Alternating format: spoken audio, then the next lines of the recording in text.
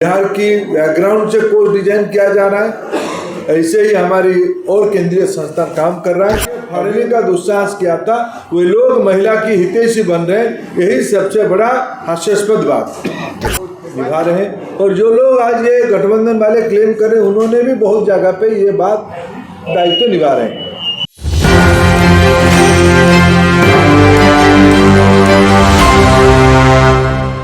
कितने सीट में कौन सी पार्टी चुनाव लड़ रहा है, कौन सी सीट में गठबंधन की प्रत्याशी कौन है, इसकी कोई स्पष्ट चित्र नहीं है, न नीतियों की।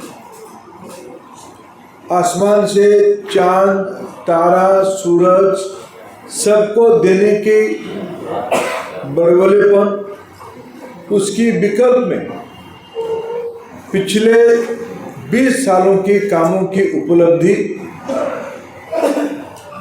पिछले 11 साल में केंद्र सरकार के कामों की उपलब्धि की प्रमाण के साथ, हाँ ये मैं कहूँ, अनेक काम और भी करना बाकी है, जिसको हमने संकल्प पत्र में भी संकेत किया है। और हम प्रतिबद्ध है, हम अपने कामों के आधार पे आने वाले 5 साल के संकल्प भी बिहार की जनता के सामने रखें।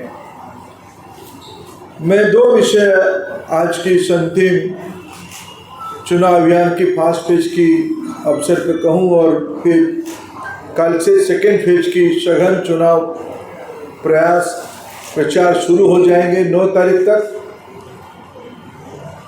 मैं बिहार की प्रबुद्ध जनता को 21वीं सदी में इस बार की एनडीए सरकार एक न्यू एज इकोनॉमी की ओर ले जाएगी। बिहार की जो टैलेंट पूल है, बिहार की जो मेधा शक्ति है, उसी के माध्यम से देश की अर्थनीति प्रभावित होती है।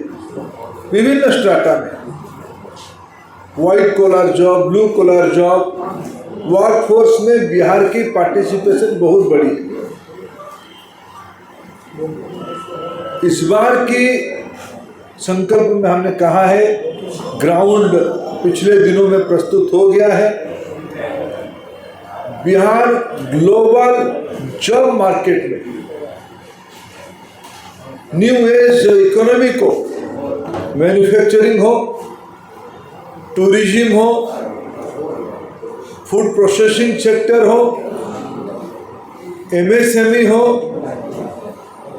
ये सारा सेक्टर में, सर्विस इंडस्ट्री हो, सारा सेक्टर में बिहार की इम्पैक्ट ग्लोबल स्तर पे है।